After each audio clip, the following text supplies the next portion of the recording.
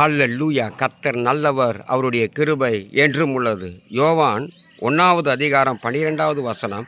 அவருடைய நாமத்தின் மேல் விசுவாசம் உள்ளவர்களாய் அவரை ஏற்றுக்கொண்டவர்கள் எத்தனை பேர்களோ அத்தனை பேர்களும் தேவனுடைய பிள்ளைகளாகும்படி அவர்களுக்கு அதிகாரம் கொடுத்தார்.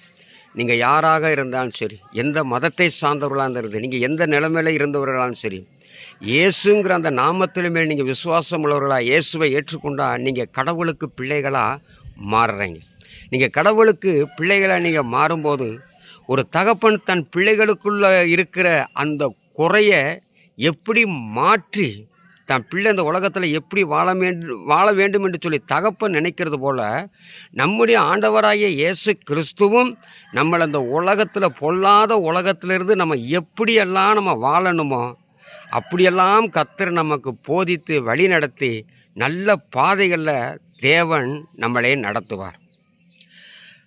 நீங்கள் யோவான் 1வது அதிகாரம் 9வது வசனத்தை வாசிக்கும்போது, உலகத்திலே வந்து எந்த மனுஷனையும் பிரகாசிப்பிக்கிற ஒளியே அந்த மெய்யான ஒளி. உலகத்தில் வந்து எந்த மனுஷனையும் சரி அவனை நல்லவனாக மாற்றுவதற்கு, இந்த உலகத்தில் எல்லாரும் விரும்பப்படத்தக்கவர்களாக மாற்றுவதற்கு தேவன் வல்லமையுள்ள தேவனாக இருக்கிறார்.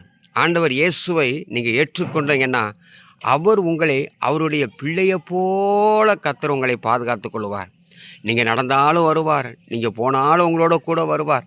அவர் உங்களை விட்டு விலக மாட்டார், உங்களை கைவிட மாட்டார். எப்போது ஒரு நிழல் போல கர்த்தர் நம்மளை தொடருவார்.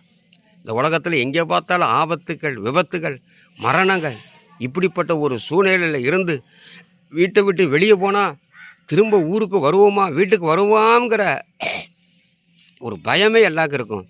ஆனால் ஆண்டவராகிய இயேசுவை நம்ம ஏற்றுக்கொள்ளும்போது ஆண்டவர் எல்லா சூழ்நிலையிலிருந்து, மரண சோதனைகளிலிருந்து, பாவ சோதனைகளிலிருந்து தேவன் அழகாக ஒரு தகப்பன் ஒரு பிள்ளையை மேலே அக்கறையாக இருக்கிறது போல் தேவன் நம்ம மேலே ஒரு அக்கறையாக இருந்து இந்த உலகத்தில் நம்மளை பிரகாசிக்க, சாத்தானை ஜெயிக்க, பாவத்தை ஜெயிக்க கர்த்தர் அவரை போல வாழ கர்த்தர் நமக்கு கிருபை செய்வார். இயேசுவை நம்புங்கள், அவருடைய நாமத்தின் மேல் நீங்கள் விசுவாசம் வையுங்கள். கர்த்தர் உங்களை ஆசீர்வதிப்பார். ஆமென்.